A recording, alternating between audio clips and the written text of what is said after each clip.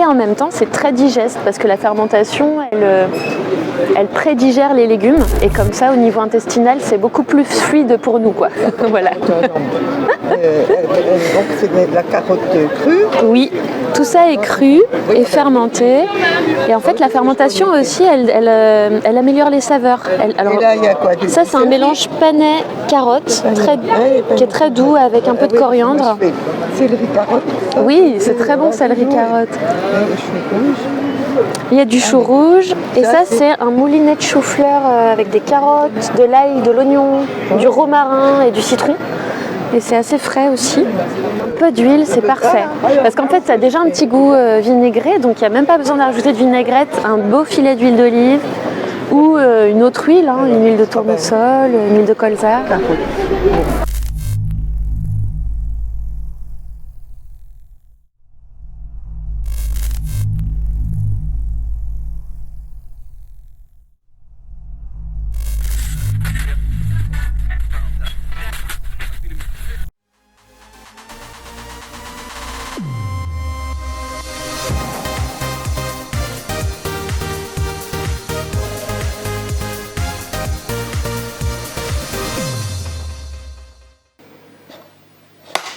Ève Colta, les aliments vivants. Bienvenue à l'atelier de transformation. Je suis très contente de t'accueillir ici et d'accueillir les personnes qui souhaitent découvrir mon projet et mon savoir-faire, qui est donc la fermentation alimentaire. Et j'ai choisi, sous le nom des aliments vivants, de faire fermenter des légumes parce que j'aime ça personnellement. J'aime beaucoup en manger. J'aime aussi le fabriquer, c'est très vivant, c'est ludique, c'est très créatif. Ça faisait déjà un moment que moi je faisais ça pour moi et j'ai eu à un moment donné envie de le partager à un plus grand nombre, quoi, aussi des personnes que je ne connais pas. Parce que je crois en ce rapport au vivant, en fait, de se nourrir aussi avec des choses qui sont vivantes comme nous, faites de bactéries, puisqu'on est fait aussi de bactéries. En fait, il existe plusieurs types de fermentation. Il y a ce qu'on appelle la fermentation alcoolique, où c'est vraiment le sucre qui va être au cœur de la fermentation, donc ça se passe spontanément avec les fruits, contrairement aux légumes où sur les légumes sont plus présentes ces bactéries lactiques. On a énormément de produits fermentés dans notre alimentation. Alors plus concrètement, qu'est-ce que tu proposes comme gamme de produits? Je propose différents produits qui sont donc essentiellement des légumes, mais que je prends plaisir à mélanger avec différentes épices. Et souvent dans les légumes fermentés, ce qui est intéressant, c'est les légumes racines parce qu'ils supportent très bien la fermentation. Mais mélanger à différentes épices, ça permet de rentrer dans des mondes en fait, de saveurs différents. Et donc je propose un mélange carotte-gingembre avec de l'ail et du citron qui est très frais et qui a plein de peps. Et à la fois quelque chose de beaucoup plus doux qui sera le mélange panais carotte râpée avec de la coriandre. Et là on est dans quelque chose d'assez aromatique mais assez rond, beaucoup moins péchu, très accessible et doux. Et puis il y a aussi un mélange de chou rouge avec des épices chaudes du type cannelle, muscade, clou de girofle. Et là on rentre un peu dans un nid douillet, quoi, mais qui peut très bien aller avec une viande de gibier si on est carnivore. Ça peut être aussi du kimchi, donc là on est vraiment dans du piquant. Le kimchi, c'est un mélange de chou avec du gingembre, de l'ail, du piment, et ça c'est coréen au départ. Et c'est une recette qui est tellement ancrée dans la culture coréenne qu'elle est passée au patrimoine immatériel de l'UNESCO. Donc il y a des produits comme ça fermentés pour chaque pays qui sont emblématiques, qui sont un socle en fait. Là, je propose aussi de la choucroute, le classique, mais une choucroute que j'aime agrémenter d'aromates pour qu'on puisse la manger et qu'elle soit tout de suite fleurie en bouche et qu'on puisse en profiter joyeusement, quoi. Fleurie en bouche, voilà une belle expression qui décrit bien, j'allais dire, le plaisir qu'on peut en attendre. Tu avais prévu d'ailleurs de nous faire une petite présentation un petit peu des procédés de fabrication. Oui. Alors j'ai hâte. Oui, je t'emmène ici pour te montrer un peu. J'ai fait un mélange, je propose un mélange de betterave rouge, d'échalotes, de baies roses. Je teste aussi avec des aromates du type fleurs. Donc là j'ai choisi plutôt la feuille du géranium odorat, qu'on appelle aussi le géranium rosa, qui a une saveur de rose. Donc je vais le faire fermenter pendant 1 mois. Et dans 1 mois, quand je l'ouvrirai, Et ben, ça sera la grande magie de l'art de la fermentation, de voir ce qui s'est passé. La découverte. Voilà. Et puis d'accompagner en fait la fermentation qui, elle, va aussi créer son propre processus qui ne m'appartient pas. C'est-à-dire que moi, j'enclenche quelque chose et je la laisse faire et après, on voit ce qui se passe, quoi. C'est un peu un duo. C'est là, en fait, la fermentation, de toute façon, elle est tout le temps là, partout autour de nous. C'est juste qu'est-ce qu'on en fait et comment... Et moi, j'ai décidé que j'avais envie de me pencher sur ça parce que voilà, c'est toujours la même chose, c'est créatif, c'est vivant, c'est ludique et puis surtout c'est peu énergivore.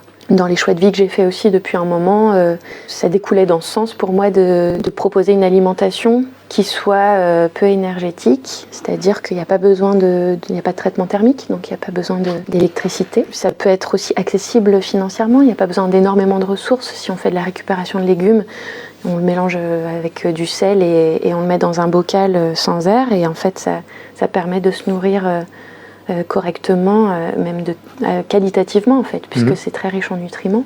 Tout en conservant. C'est ça, tout en conservant. Et donc sur cette question de saisonnalité, aussi de différents types de produits. En effet, j'ai une gamme de base, parce que pour moi c'était important d'avoir des produits qui soient repérables, et des recettes que j'aime qui soient là toute l'année. Et de pouvoir profiter de cette saisonnalité, c'est aussi rentrer en harmonie, comprendre ce système qu'il y a des saisons, et que nous aussi on a nos rythmes en fait, et que ça peut être intéressant de les respecter pour voir ce qui se passe et souvent c'est assez fluide en fait. Et on a la joie de retrouver les asperges au printemps, les fraises, même les choux quand ils arrivent en hiver, même si peut-être en fin d'hiver on en a un peu marre, mais j'ai envie dans ce cadre-là de proposer aussi des recettes qui soient saisonnières. Je crois savoir d'ailleurs que les circuits courts c'est une chose importante pour toi. Oui, le circuit court c'est en fait... c'est la base de beaucoup de choses. Et éviter une perte énergétique importante. C'est aussi quelque chose qui est lié à l'enracinement. C'est-à-dire que on vit dans un endroit et ça permet aussi, en étant sur place, de construire des choses. Puisque du coup, je m'approvisionne chez des maraîchers qui travaillent en Franche-Comté. Donc les légumes venant d'ici, c'est aussi lié à notre terre. Et comme tout principe de fermentation, la question du terroir est très importante. Ce bocal-là de betterave, si une personne en France fait la même recette que moi avec des betteraves dans les Landes, ça ne sera pas du tout la même conserve au final quand on la dégustera. Cette betterave rouge, elle n'aura pas poussé dans le même sol. Et la fermentation, elle va valoriser aussi un terroir. Et ça, moi ça me fascine, cette chose-là. C'est une autre intelligence en fait. Il y a l'intelligence humaine, oui, mais il y a aussi l'intelligence de la nature et peut-être qu'on peut se pencher un peu dessus aussi pour voir ce qui se passe, quoi. Voilà, donc le circuit court, c'est ça. C'est aussi donner du sens et valoriser le travail des personnes sur un territoire, en fait. Chaque région a vraiment des choses à faire découvrir et le circuit court, c'est aussi ça. Un certain type de nature et puis des hommes, une culture, quoi. Des richesses qui coexistent et qui se complètent. Oui. Très bien. J'avais envie de râper un peu de betterave. En fait, je vais faire un mélange betterave topinambour avec des épices que j'ai notées au tableau, qui seront plutôt chaudes, poivre blanc et carvi. Voilà. Alors, il y a sur le tableau également un cœur qui est dessiné. Est-ce que c'est parce que tu portes beaucoup d'espoir sur cette recette ? Non, je crois que j'aime bien les cœurs, mais c'est un peu comme un pense-bête, un cœur aussi. Mais oui, je crois en cette recette. En fait, je crois surtout en le fait que ça va fermenter à sa manière et j'ai envie de rencontrer cette manière-là. Voilà. Alors j'imagine que tu es dans le calcul de proportion. Oui, c'est ça. Et je vais le noter au tableau. Là, il y en avait 150. Et je crois que je vais rajouter du topinambour.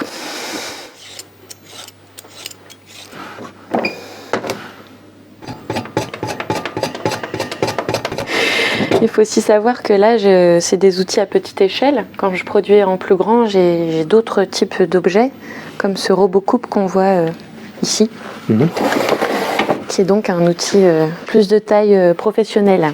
On comprend bien que entreprendre, c'est aussi s'équiper. Et d'ailleurs, puisqu'on parle d'équipement, puisqu'on parle, j'ai envie de dire, d'investissement, on le sait maintenant, tu as été accompagné par BGE. Est-ce que tu as bénéficié d'un accompagnement et peut-être même d'un prêt d'Initiative Doux, de France Active? Oui, tout à fait. Grâce à Initiative Doux, j'ai pu vraiment monter ce projet, sinon j'aurais pas eu les moyens. C'est un soutien financier. En fait, ils m'ont permis d'avoir un prêt d'honneur, c'est-à-dire un prêt à taux zéro, qui s'échelonne en remboursement sur plusieurs années et qui me permet d'avoir une trésorerie correcte en fait pour débuter l'activité et poursuivre l'aventure. D'accord. Chez Initiative Doux, qui t'a accompagné? Alors c'est Christophe Boutévillien qui m'a accompagné dès le début sur le projet. Et puis après, il y a eu un comité de professionnels qui m'ont accueilli, qui m'ont audité en fait. Et assez rapidement après, ils m'ont donné une réponse favorable. Est-ce qu'il y a d'autres structures de la fabrique à entreprendre, j'entends par là, soit France Active, soit l'ADI, soit Copilote, avec lesquelles tu as pu entrer en relation? J'ai eu un échange avec France Active par rapport à la garantie du prêt. Et puis pour des raisons juste de simplicité et de fluidité, je me suis orientée sur la garantie au niveau de ma banque.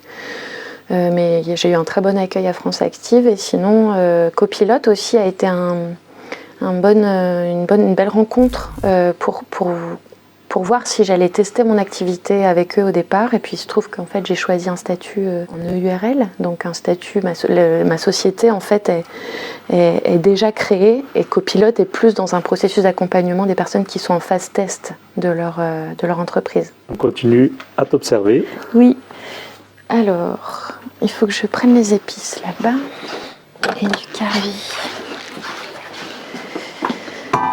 Alors...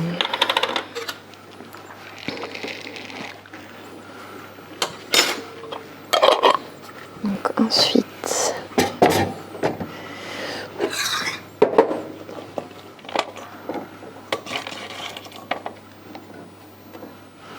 voilà. Pour préparer une saumure, j'aime bien utiliser une bouteille comme ça parce que ça fait 1 litre. Et une saumure, c'est 30 grammes de sel par litre d'eau. D'accord. Donc plutôt que d'avoir un verre mesure, en plus, je peux vraiment mélanger. Donc la saumure, elle est diluée, là, elle est prête. Et j'ai juste à verser cette saumure dessus. Donc l'eau et le sel va permettre vraiment une fermentation optimale. Il faut que je m'assure que ça soit bien rempli, suffisamment rempli. Que tout baigne. Voilà, on est bon. Super. Et je ferme. Et là c'est parti pour 1 mois. C'est très très beau, je trouve. Il y a des contrastes intéressants, en effet. Et qui vont disparaître. C'est-à-dire que le contraste visuel va se mettre plutôt au service du contraste gustatif. Voilà. Je vais juste noter. Donc là, j'ai mis 1 cuillère à café, une demi-cuillère à café.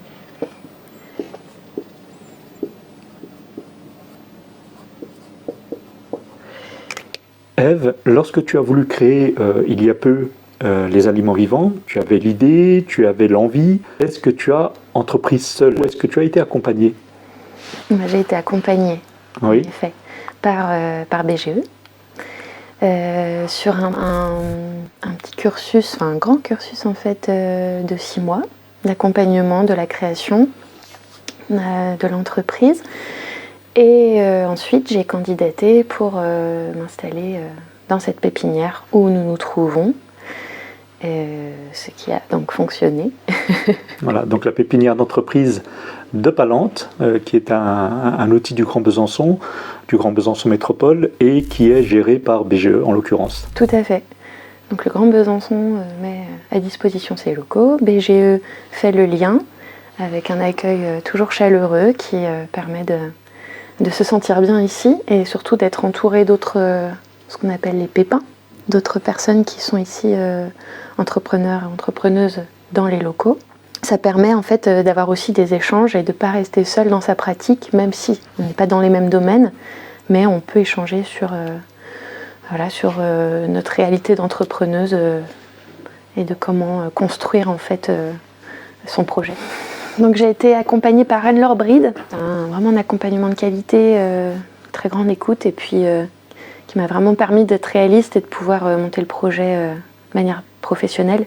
Et enfin, au niveau de la pépinière, il y a eu du relais. Maintenant, je suis accompagnée par Charline Turel, avec qui j'ai un suivi régulier, qui me permet de poursuivre mes objectifs posés au départ et d'avancer avec sérénité. Quelles sont tes méthodes pour vendre? Est-ce que tu vends exclusivement sur Internet et peut-être pas d'ailleurs? J'avais très envie d'être en lien avec les personnes qui achètent mes produits. Donc j'ai choisi de faire le marché. Pour l'instant, je suis au marché de Besançon qui est place de la Révolution, le vendredi matin. Mais j'ai commencé, mon tout premier marché, c'était place du Jura à Besançon, qui est un marché exclusivement de produits biologiques. Donc c'était aussi défendre ce type de production en agriculture bio. C'est un marché qui est saisonnier, donc voilà, je suis maintenant place de la Révolution pour le relais. Et puis c'est une autre clientèle et c'est aussi intéressant de rencontrer d'autres clients. Je vends également dans des épiceries ou des lieux qui sont en fait des magasins ou des revendeurs. Et c'est assez large, c'est-à-dire que ça va de, par exemple, Place du Local, qui est un endroit de vente en ligne, où les personnes achètent que des produits locaux et puis récupèrent leurs produits dans des lieux ressources, des lieux de récupération, et jusqu'à des magasins plus classiques, type la Biocoop, Place Leclerc notamment, à Besançon, et puis des magasins de producteurs. Et à terme, j'aimerais bien aussi travailler avec des restaurateurs, et puis des AMAP, parce qu'il y a aussi un rapport de circuit, on est en circuit court. Alors qu'est-ce que les AMAP? Alors les AMAP, ce sont des associations pour le maintien de l'agriculture. Voilà, en général, ce sont des initiatives de maraîchers qui vendent leurs légumes directement aux consommateurs qui achètent par panier leurs légumes en fonction de la saison. Ève, j'aimerais aussi, à travers ton témoignage, découvrir finalement qu'est-ce qui a fait que tu es venue en entrepreneuriat. Peux-tu nous parler en quelques mots, en quelques phrases de ce qu'avait été ton parcours professionnel? Oui. J'ai fait des études plutôt d'art et rapidement je me suis orientée sur des études de théâtre. J'ai souhaité être comédienne, donc j'ai pu réaliser ça pendant une dizaine d'années. Voilà, suite à un désir de changement de vie, à des voyages, je me suis plus axée sur une autre passion qui est la restauration, la cuisine. Donc j'ai travaillé un peu en restauration et enfin, j'ai eu envie de retrouver une forme d'indépendance en expérimentant moi depuis aussi un moment la fermentation alimentaire, même en faisant des boissons notamment et des légumes fermentés. J'ai vraiment eu envie de le partager au-delà de mon cercle d'amis et de famille. Et puis parce que je trouve que ça rassemble. Voilà, je propose aussi des ateliers pour les personnes qui souhaiteraient apprendre à faire ça chez elles. Utiliser les légumes de leur jardin ou pour les personnes qui font de la récupération de légumes en fin de marché et qui aimeraient transformer des légumes un peu abîmés. C'est une bonne façon de les valoriser et de leur donner aussi une nouvelle vie. Pour des raisons aussi de santé. Alors moi je suis pas naturopathe, en revanche je sais que à titre personnel ça m'apporte des choses qui me font du bien. Voilà, je sais que ça me donne de l'énergie, c'est riche en probiotiques. En fait, les légumes fermentés ont l'avantage du cru parce que c'est pas stérilisé, c'est pas pasteurisé. Et donc les légumes gardent leurs vitamines, leurs minéraux. Et ça a l'avantage du cuit parce que c'est très digeste en fait. Les bactéries lactiques, on en a naturellement dans l'intestin. Donc elles viennent en résonance, celles qui sont dans le bocal de légumes viennent en résonance avec notre corps et ça permet facilement de digérer les aliments. D'accord, Voilà. D'où un bénéfice accru. Oui, un double bénéfice.